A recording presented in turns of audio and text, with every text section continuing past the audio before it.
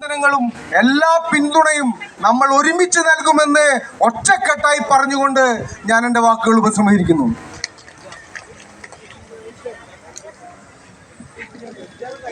പ്രിയമുള്ളവരെ, എന്നോടൊപ്പം ചാനലിലെ തന്നെ അവതാരകരായ എസ് വിജയകുമാറും PP ജെയിംസും അതുപോലെ പ്രവിത ലക്ഷ്മിയും കൂടി എത്തിയിട്ടുണ്ട്.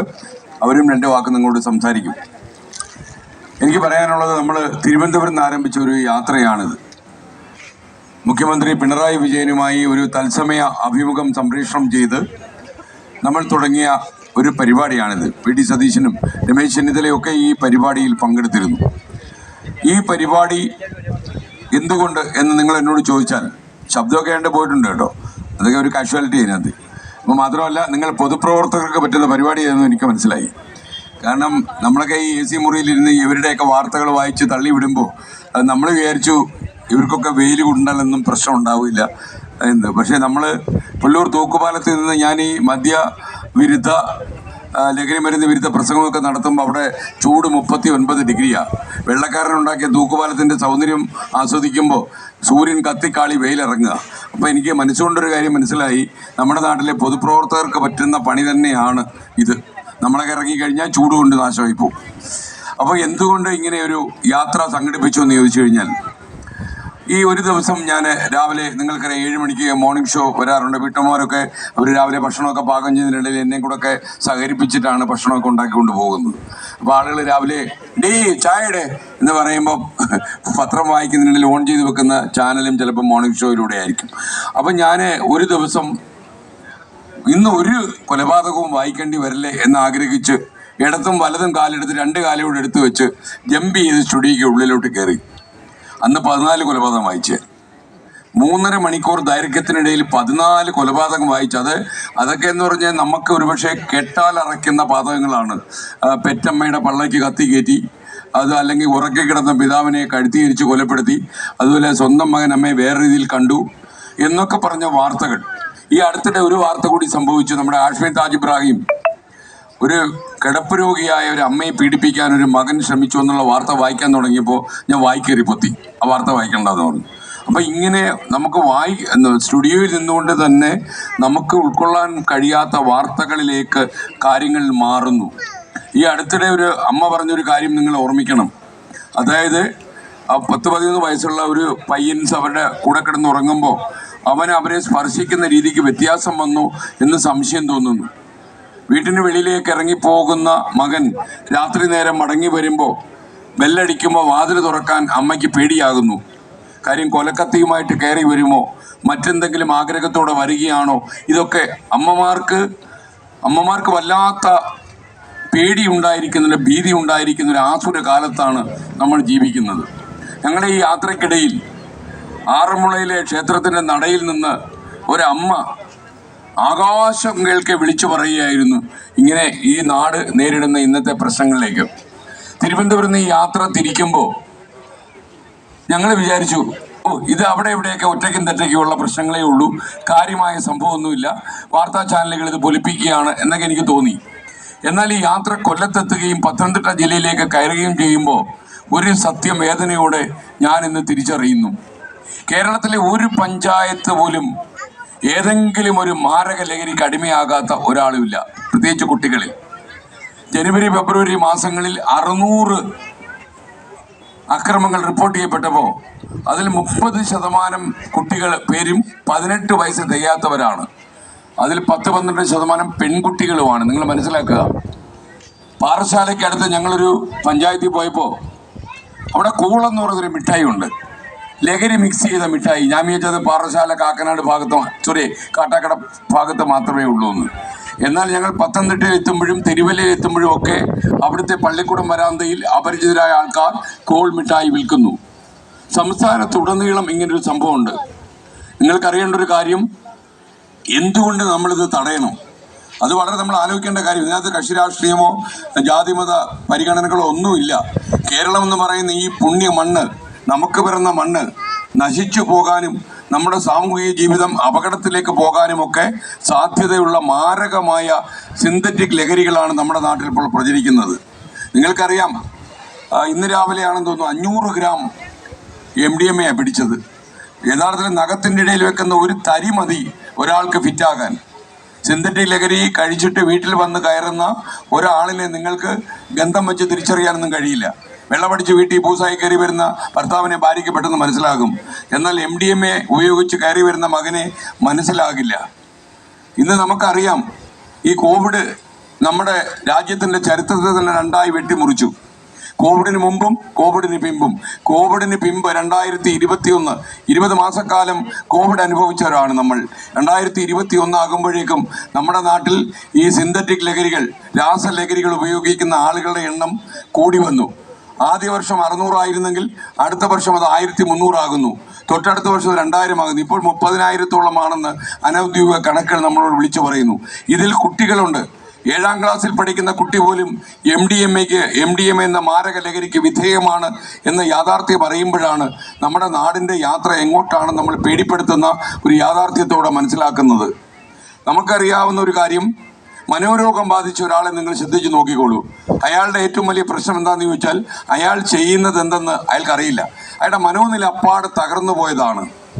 ഇതേ അവസ്ഥ, അതല്ലെങ്കിൽ ഒരുപക്ഷെ ഇതിനേക്കാളും മോശപ്പെട്ട അവസ്ഥയാണ് ഒരു രാസലഹരി ഉപയോഗിക്കുന്ന ആളുണ്ടാകും. കൊക്കൈൻ, ബ്രൗൺ ഷുഗർ, കഞ്ചാവ്, അതല്ലെങ്കിൽ MDMA, ഇതൊക്കെ ഉപയോഗിക്കുന്ന ആൾക്കാരുടെ ഒരു പ്രശ്നം എന്ന് പറഞ്ഞാൽ അവർക്ക് പിടിവിട്ടു പോകും. അവർക്ക് അമ്മയും പെങ്ങളെ കണ്ടാൽ തിരിച്ചറിയില്ല. ഈ തൊട്ടെതിരെ നിൽക്കുന്ന ആളിനോട് പ്രതികാരം ചെയ്യണമെന്നുള്ള ഒറ്റ ആഗ്രഹം അവർക്കുള്ളൂ. കയ്യിൽ കത്തി ഉണ്ടെങ്കിൽ കയറി കുത്തും. അപ്പം നമുക്കറിയേണ്ട കാര്യം, നമ്മൾ പലപ്പോഴും പറയുന്നത് എൻ്റെ മക്കളെല്ലാം നല്ല ആൾക്കാരാണ്, അവർക്ക് അസുഖമൊന്നുമില്ല, അവരെ ഞാൻ നല്ലതുപോലെ വളർത്തിയിട്ടുണ്ട് എന്ന് പറയാൻ വരട്ടെ.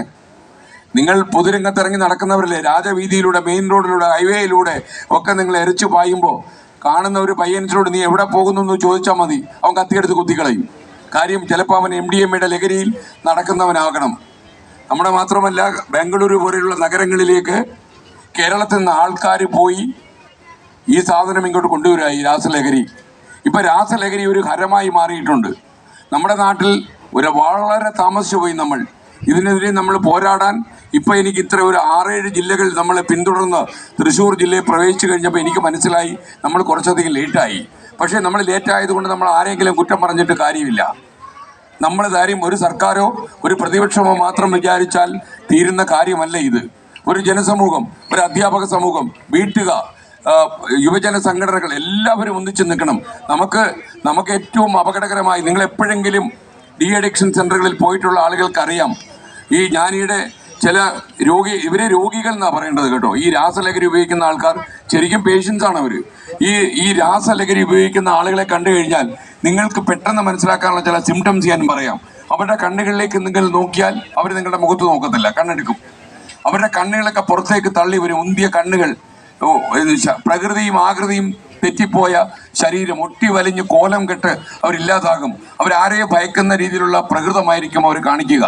അപ്പോൾ ഇത് കഴിക്കാൻ താല്പര്യമുള്ള ആളുകളോട് എനിക്കൊന്ന് പറയാനുള്ളത്, ഈ രാസലഹരി ഉപയോഗിക്കണമെന്ന് ആഗ്രഹിക്കുന്ന ആരെങ്കിലും ഇവിടെ നിൽപ്പുണ്ടെങ്കിൽ അവരോട് എനിക്ക് പറയാനുള്ളത്, 85-90 വർഷക്കാലം ഈ മണ്ണിൽ ജീവിക്കാൻ ഭാഗ്യമുണ്ടെന്ന് ലോകാരോഗ്യ സംഘടന നിങ്ങളോട് പറയുമ്പോൾ നിങ്ങളുടെ ജീവിതത്തിൻ്റെ ആയുസ് 7 കൊല്ലമായി ചുരുക്കിക്കൊണ്ടുവരാൻ നിങ്ങൾക്ക് കഴിയും. ഒട്ടി വലിഞ്ഞ് ആകൃതി തെറ്റി ഹാലുസിനേഷൻ, ഒരു വല്ലാത്ത വിചിത്രമായ സ്വപ്നങ്ങൾ കാണുന്ന മാരകാവസ്ഥയിലേക്ക് നിങ്ങളുടെ ജീവിതം മൂക്കുകുത്തി വീഴാൻ ഒരുപാട് സമയം വേണ്ട. 8-10 തവണ ഈ മാരക ലഹരിക്ക് നിങ്ങൾ അടിമയാണെങ്കിൽ നിങ്ങൾക്ക് ജീവിതത്തിൻ്റെ പച്ചപ്പിലേക്ക് പിന്നെ തിരിച്ചു പോകാൻ വലിയ പാടായിരിക്കും. അപ്പം നമ്മൾ തീരുമാനിക്കേണ്ട ഒരു കാര്യം, നമുക്ക് ഈ മണ്ണിൽ കിട്ടിയ ഈ സൗന്ദര്യം നിറഞ്ഞ ലാവണ്യം വഴിഞ്ഞൊഴുകുന്ന ഈ ജീവിതം കൈ തണ്ടയിൽ വെച്ച് നമ്മൾ കശക്കേറിയണോ? അമ്മയോടും നമ്മുടെ ഉമ്മയോടും നമ്മുടെ അപ്പച്ചനോടുമൊക്കെ വാത്സല്യത്തോടെ ആലിംഗനം ചെയ്ത് സ്നേഹാതിരാഗത്തോടെ വളരാൻ കഴിയുന്ന ഒരു സാഹചര്യം തട്ടിത്തെറിപ്പിച്ച് മതോന്മത്തനായി ഉന്മാദ ലഹരിയിൽ തകർന്ന് 7-8 കൊല്ലം കൊണ്ട് ജീവിതം അവസാനിപ്പിച്ച് തീർക്കണോ? ചെറിയൊരു കാലമേ നിങ്ങൾക്ക് കിട്ടുന്നുള്ളൂ എന്നുള്ളതാണ്. മാത്രമല്ല, ഒരു അക്രമി സംഘത്തിൻ്റെ മുനമ്പിലേക്കാണോ നിങ്ങളുടെ യാത്ര? ഞാൻ ചോദിക്കുകയാണ്, നിങ്ങൾക്ക് കൈവന്നിരിക്കുന്ന ഈ ധന്യ ജീവിതം എന്തിനാണ് നിങ്ങൾ തട്ടിയെറിയുന്നത്? ഇങ്ങനെ പോവുകയാണെങ്കിൽ എല്ലാ പഞ്ചായത്തിലും അഡിക്ഷൻ സെൻ്ററുകൾ തുറക്കേണ്ട അവസ്ഥ വരും കേരളത്തിൽ. അത്ര കൂടുതൽ ആളുകൾ പെരുകുന്നു. കാരണം ഈ കുട്ടികളോട് എനിക്ക് ഒരു കാര്യം നിങ്ങളോട് പറയാനുള്ളത്, കലാരംഗത്തും സിനിമയിലും ടെലിവിഷനിലും ഒക്കെ പ്രവർത്തിക്കുന്ന പല ആളുകളും ഇന്ന് കഞ്ചാവ് അടിക്കുന്ന ആൾക്കാരാണ്. നിങ്ങൾക്ക് അറിയുമെന്നറിയില്ല, അവർ പല ആളുകളും കഞ്ചാവ് അടിക്കുന്നവരാണ്. അവരോട് നിങ്ങളൊന്ന് സംസാരിച്ച് നോക്കൂ. എന്നോട് മലയാളത്തിലെ പ്രമുഖനായ ഒരു നടൻ കഞ്ചാവ് അവനൊരു സ്വഭാവമാക്കി മാറ്റിയപ്പോൾ നമ്മുടെയൊക്കെ കൈവെള്ളയിൽ വളർന്ന ഒരു നടനാണ് അയാൾ. അയാളോട് ഞാൻ ചോദിച്ചു, എന്തിനാ ഇങ്ങനെ കഞ്ചാവ് അടിച്ച് നശിക്കുന്നേ എന്ന് ചോദിച്ചപ്പോൾ അയാൾ പറഞ്ഞത്, ഈ കഞ്ചാവ് അടിച്ചിട്ട് അഭിനയിക്കുമ്പോൾ എൻ്റെ ബ്രെയിൻ പെട്ടെന്ന് അങ്ങ് വികസിക്കും. മാത്രമല്ല എൻ്റെ അഭിനയ സാധ്യത മുഴുവൻ എനിക്ക് പുറത്തെടുക്കാൻ കഴിയും. ലോകത്ത് ഒരു പരീക്ഷണം അങ്ങനെ ഉണ്ടായിട്ടില്ല, ഒരു ശാസ്ത്രീയ അടിത്തറയുമില്ല. ഈ പറയുന്നത് ശുദ്ധ വിവരക്കേടാണ്. നിങ്ങൾ വിദഗ്ധന്മാരായ ഡോക്ടേഴ്സിനോടോ ഗവേഷകരോടോ ചോദിച്ചു നോക്കുക. ലോകത്ത് കഞ്ചാവ് നിയമപരമായി നടപ്പാക്കിയിട്ടുള്ള ഒരുപാട് രാജ്യങ്ങളുണ്ട്. ലാറ്റിൻ അമേരിക്കയിലെ ഗ്വാട്ടിമാല പോലുള്ള രാജ്യങ്ങളിൽ ഇത് നിയമമാണ്, അവിടെ കഞ്ചാവ് ആർക്കും ഉപയോഗിക്കാം. എന്നാൽ എൽ സാൽവദോർ എന്ന് പറയുന്ന രാജ്യം ലാറ്റിൻ അമേരിക്കയിലുണ്ട്. ആ രാജ്യം കഞ്ചാവ് തന്നെ നിരോധിച്ച് പൂർണ്ണമായി മര്യാദരാമന്മാരായി മാറി. അമേരിക്കയിലെ ചില സംസ്ഥാനങ്ങളിൽ കഞ്ചാവ് നിയമപരമാണ്. എന്നാൽ കഞ്ചാവ് അടിക്കുന്ന ആളിന് കിട്ടാൻ പോകുന്ന സാധ്യത ഞാൻ പറയാം. എന്തെങ്കിലും ഒരു മാരക രോഗം ഈ കഞ്ചാവ് അടിച്ച് നടക്കുന്ന മനുഷ്യനെ ബാധിച്ചാൽ അയാളിലേക്ക് ഒരു ഇംഗ്ലീഷ് മരുന്ന് ഏക്കാതെ വരും. ഡോക്ടർമാർ പരാജയപ്പെടും. അകാലത്തിലേക്ക് മരണത്തിലേക്ക് അയാൾ നടന്നു പോകും. അതായിരിക്കും ആ റിസൾട്ട് എന്നാണ് എനിക്ക് മനസ്സിലായിട്ടുള്ളത്. കഞ്ചാവിനേക്കാളും അതിഭീകരമാണ് ഈ രാസലഹരി എന്ന് പറയുന്നത്. മാത്രമല്ല നമുക്ക് ഈ ഹോമിസൈഡൽ മാനിയ, അതായത് കൊലപാതകത്തോട് പ്രണയം തോന്നുന്ന മാരകമായ മനോരോഗ നിലയുണ്ട്. ഒരു ഭ്രാന്താണത്. ഇതേപോലുള്ള മനോരോഗ നിലയിലേക്ക് ഒരു സാധാരണ മനുഷ്യൻ ചെന്ന് വീഴുന്ന അസാധാരണമായ സാഹചര്യമാണ് ഈ രാസലഹരിയുടെ ഉപയോഗം എന്ന് പറയുന്നത്. ഞാൻ ഈ അടുത്തിടെ ഒരു ക്യാമ്പസിൽ പോയപ്പോൾ ഒരു കുട്ടിയെ വിളിച്ച് സംസാരിക്കാൻ തുടങ്ങി. ആ കുട്ടി വിറയ്ക്കാൻ തുടങ്ങി. ഞാൻ തിരിച്ചു പോരുമ്പോൾ ആ പ്രിൻസിപ്പളോട് ചെവിയിൽ പറഞ്ഞു, ഈ കുട്ടിയെ പരിശോധിപ്പിക്കണം, കാരണം അവൻ സിന്തറ്റിക് ലഹരി കഴിച്ചിട്ടുണ്ടാകാൻ സാധ്യത വളരെ കൂടുതലാണെന്ന് പറഞ്ഞു.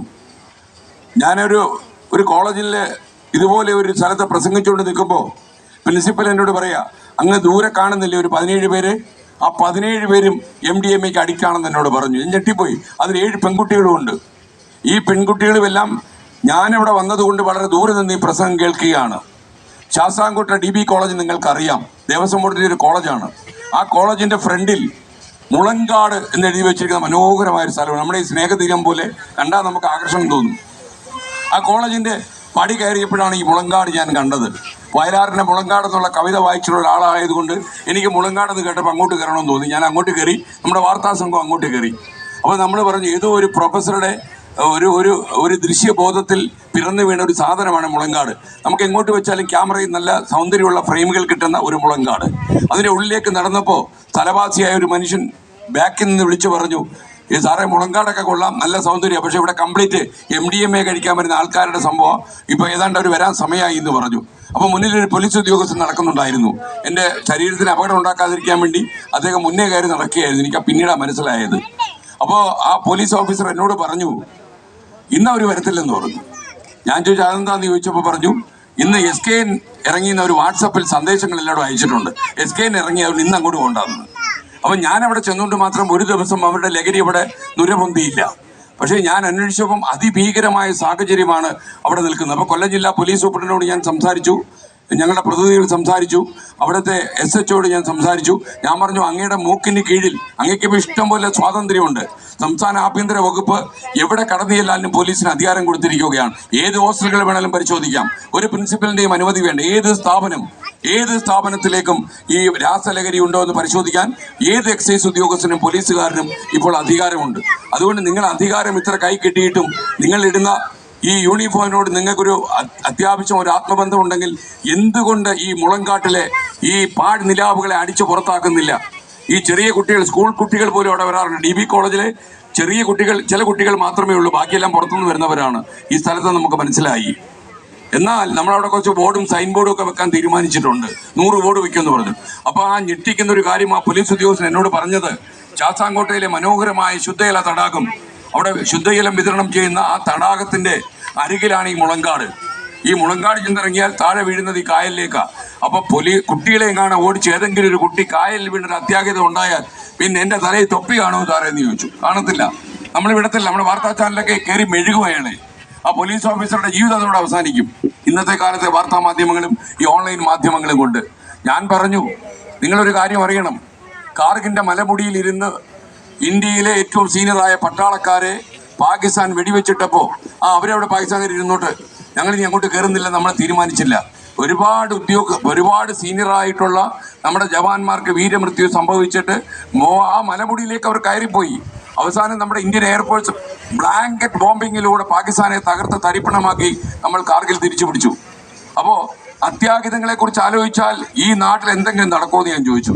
അവസാനം അദ്ദേഹം എനിക്ക് ഉറപ്പ് തന്നിട്ടുണ്ട്, ഈ മുളങ്കാടത്തേക്ക് വൃത്തിയാക്കും എന്ന് പറഞ്ഞു. തൃശ്ശൂരിൽ വന്നപ്പോൾ നമ്മൾ അടൂരിൽ വന്നപ്പോൾ അവിടെ സെന്റ് മേരീസ് ഒരു സ്കൂളുണ്ട്, ഒരു പെൺകുട്ടികൾ പഠിക്കുന്ന സ്കൂള്. അതിന്റെ ഇടനാഴി നിറച്ച് MDMA വിൽക്കുന്നവരാണ്. നിങ്ങൾ ആലോചിച്ച് നോക്കുക.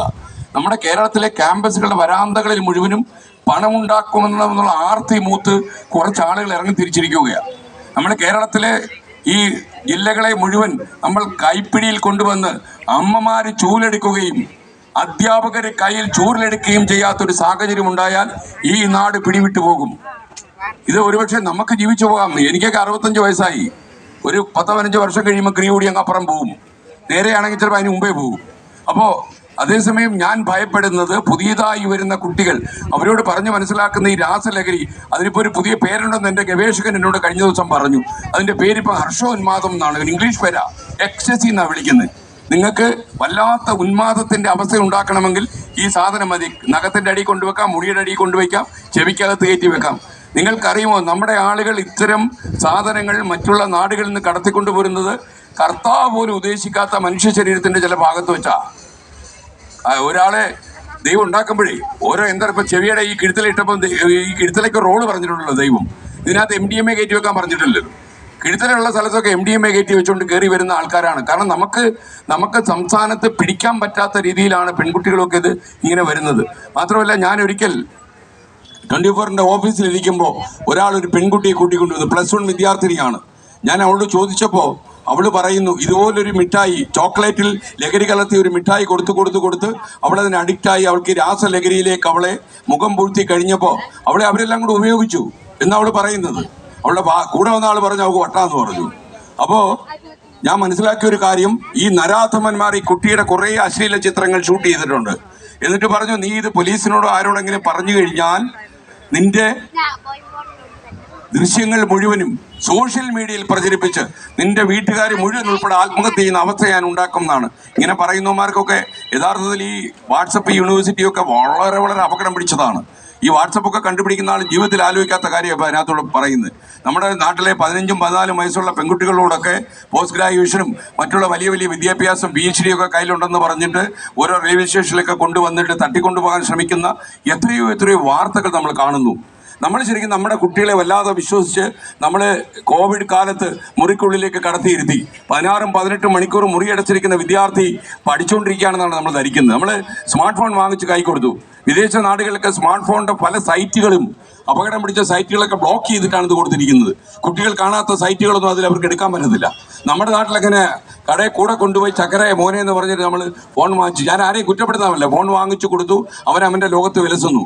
വീട്ടിൽ പരസ്പരം ഒരു ബന്ധമില്ല. ഞാൻ പറയുന്നത്, നിങ്ങൾ സ്കൂളിൽ പോയി വരുന്ന കുട്ടികളെ വഴിക്കണ്ണുമായി കാത്തിരിക്കുന്ന അമ്മമാരില്ലേ, സ്കൂളിൽ എന്താ നടക്കുന്നതെന്ന് ചോദിക്കണം. ടീച്ചർ എന്ന് സംസാരിച്ചോ, എന്തൊക്കെയാണ് വിവരങ്ങൾ, മക്കളെ നിനക്ക് ഇഷ്ടമായ സ്കൂള്, എല്ലാം ചോദിക്കണം. എന്നിട്ട് നമ്മൾ പലപ്പോഴും കുട്ടികളെ സ്കൂളിൽ ചേർത്താൽ നമ്മൾ പരീക്ഷയ്ക്ക് എഴുതി തോറ്റോ ജയിച്ചോന്ന് അറിയാൻ പോകുമായിരുന്നു. ഇപ്പം അതും വേണ്ട, നമുക്കിപ്പം വാട്സപ്പിൽ കിട്ടും. നിങ്ങൾ സ്കൂളിൽ പോകണം, ടീച്ചറെ കാണണം, ക്ലാസ് ടീച്ചറോട് സംസാരിക്കണം.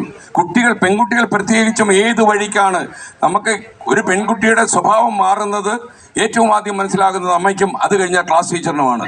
അതുകൊണ്ട് അവരോട് പോയി നിങ്ങൾ സംസാരിക്കണം. കാര്യം ഒരു അപകടം പിടിച്ച കാലത്തേക്കാണ് ഈ കുട്ടികളെ നിങ്ങൾ വിടുന്നത് എന്ന കാര്യം മറന്നു പോകരുത്. മാത്രമല്ല, ഏതൊരു അക്രമിക്കും നിങ്ങളുടെ കുട്ടിയെ വഴിതെറ്റിക്കാം. ഇപ്പം ഞാനും നിങ്ങളും അടങ്ങുന്ന ഒരു സംഘത്തിന് കുട്ടികളില്ലെന്ന് കരുതി മറ്റുള്ള കുട്ടികൾ ഈ MDMA കഴിച്ചിട്ട് നഗരത്തിലും നാട്ടുമ്പുറത്തും ഇറങ്ങി നമ്മുടെ സമാധാനവും നമ്മുടെ സ്വൈര ജീവിതവും അപകടത്തിലാക്കും എന്ന കാര്യത്തിൽ നിങ്ങൾ സംശയിക്കരുത്. കാലം അത്രയ്ക്ക് മോശമായി തുടങ്ങി. ഇതുകൊണ്ട് നമ്മൾ കുട്ടികളെ നാളെ മുതൽ മര്യാദരാമന്മാരാക്കാം എന്ന് പറഞ്ഞു കളഞ്ഞ് കുട്ടികളെ വളരെ ശാസനാരൂപത്തിൽ നിങ്ങൾ ഡീൽ ചെയ്യരുത്. കാര്യം വളരെ നയതന്ത്രം, ഡിപ്ലോമസി അതിനകത്ത് വേണം. കാര്യം ഇപ്പോഴത്തെ കുട്ടികൾ വളരെ സെൻസിറ്റീവാണ്. ഒന്ന് പറഞ്ഞ് രണ്ടാമത്തിന് അവൻ കിണറ്റി ചാടിയാലൊന്ന് ആലോചിച്ച് കളയും. അതുകൊണ്ട് അവനെ പറഞ്ഞു മനസ്സിലാക്കാൻ പറ്റണം. അവനെ വൈകുന്നേരങ്ങളിൽ പോകുമ്പോൾ അവൻ ആരോടാണ് കമ്പനി കൂടുന്നത്, ആരുടെ സംഘത്തിലാണ് അവൻ സഞ്ചരിക്കുന്നതെന്നൊക്കെ അമ്മമാർ മനസ്സിലാക്കണം. അമ്മമാരാണ് ശരിക്കും, ഇല്ലെങ്കിൽ ഈ അമ്മമാരുടെ കണ്ണുനീരായിട്ട് ചിലപ്പോൾ ഈ കുട്ടികൾ മാറും. കാരണം ഈ പണം ഉണ്ടാക്കാൻ ഇറങ്ങിത്തിരിച്ച MDMA വിൽപ്പനക്കാരൻ അതിന് ആവശ്യമില്ല. നിങ്ങൾ അറിഞ്ഞില്ലേ, കളമശ്ശേരി പോളിടെക്നിക് കോളേജിൽ അവിടെ ഹോസ്റ്റലുകൾ റെയ്ഡ് നടത്തിയപ്പോൾ 2 കിലോ കഞ്ചാവ് കുട്ടികളിൽ നിന്ന് പിടിച്ചു. അത് കുട്ടികൾക്ക് വലിക്കാനായിരുന്നില്ല, അവർ കഞ്ചാവ് പുറത്ത് വിതരണം ചെയ്ത ഏജന്റന്മാരായിരുന്നു. നിങ്ങൾ അറിയണം, കാരണം വാട്സപ്പിൽ അതിന്റെ വിവരങ്ങളെല്ലാം പോലീസ് കണ്ടെടുത്തിരുന്നു. ഇനി കേരളത്തിലെ പല കലാലയങ്ങളിലും പോലീസ് കടന്നു ചെല്ലാൻ ധൈര്യം കാണിക്കുകയാണെങ്കിൽ അവിടെ എല്ലാം ഇതേപോലുള്ള സാധ്യതകളുണ്ട്. കാര്യം പല കോളേജുകളിലേക്കും കടന്നു ചെല്ലാൻ പോലീസ് ഭയന്ന് നിൽക്കുകയായിരുന്നു.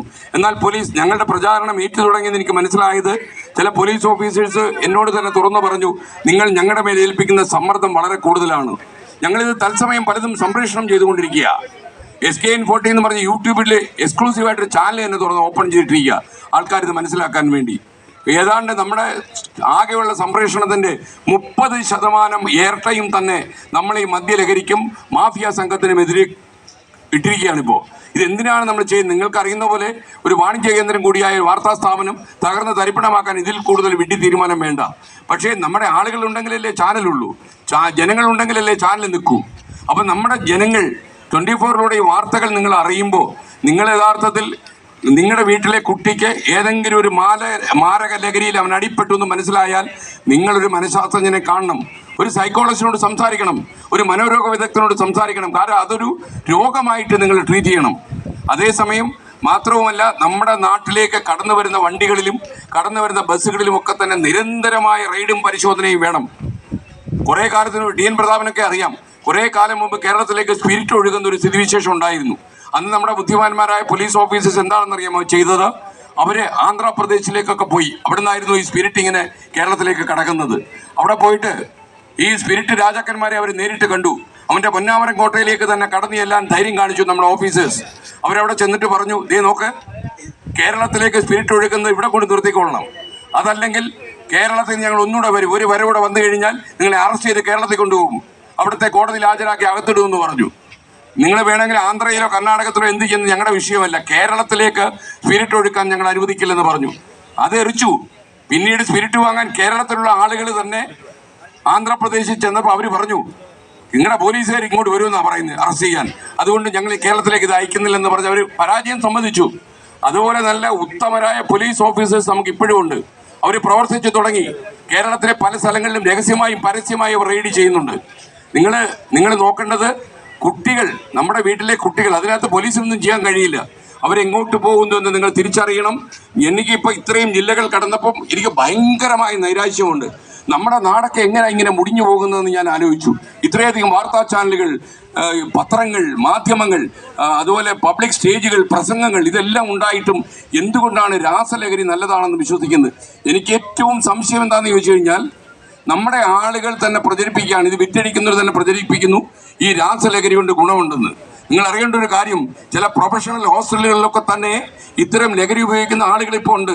ചില ഡോക്ടേഴ്സിനോട് നിങ്ങൾ സംസാരിച്ച് നോക്കിയാൽ അവർ പറയും, ചില സർജന്മാർ തന്നെ പറയും, പ്രിസിഷൻ കിട്ടാൻ നമ്മളിത് ഉപയോഗിക്കണം. അതായത് ശസ്ത്രക്രിയ ചെയ്യുമ്പോൾ സ്ഥലം മാറിപ്പോകാതിരിക്കാനുള്ള കൃത്യത കിട്ടണമെങ്കിൽ ഈ കഞ്ചാവ് പോലുള്ള സാധനം ഉപയോഗിക്കണമെന്ന് പറയുന്ന ഡോക്ടേഴ്സ് ഉണ്ട്.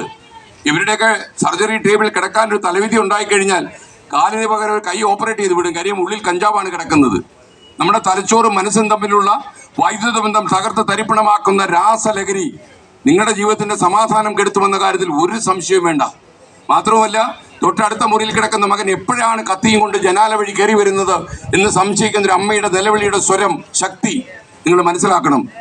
അമ്മമാർക്ക് പേടിക്കാനുള്ള കാലമായി എന്നെനിക്ക് തോന്നുന്നു. അതുകൊണ്ട് തന്നെ ഇതിനകത്ത് നമുക്ക് ഒരു അഭിപ്രായ വ്യത്യാസവും വേണ്ട. ഞാൻ മുഖ്യമന്ത്രിയോട് തന്നെ പറഞ്ഞത്, കോവിഡിന് ശേഷം അങ്ങയുടെ ഭരണരംഗത്ത് ഉയർത്തുന്ന ഏറ്റവും വലിയ വെല്ലുവിളിയാണ് ഈ രാസലഹരിയുടെ വ്യാപനം എന്ന് പറഞ്ഞു. അതിന് ഏറ്റവും കരുത്തുറ്റ നടപടികൾ അദ്ദേഹം തന്നെ പറയാറുണ്ട്. അസാധാരണമായ സാഹചര്യത്തിൽ നമ്മൾ അസാധാരണമായ നിയമങ്ങൾ കൊണ്ടുവരണം. അസാധാരണമായ നിയമങ്ങൾ വേണം, അസാധാരണമായ നടപടികൾ വേണം. ഇനി നമുക്ക് കാത്തിരിക്കാൻ വയ്യ.